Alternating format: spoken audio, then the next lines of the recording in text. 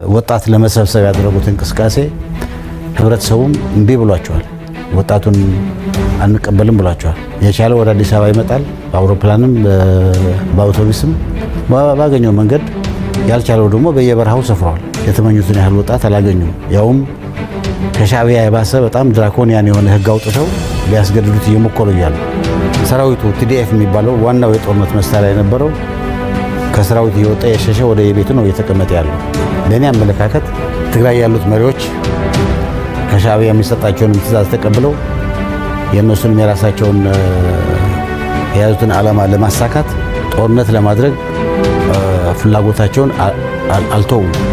ምኞታቸው አልቀረም። አቅማቸው ስለተመናመነ ብቻ ግን እንዲህ እየዋለሉ ነው ያሉት።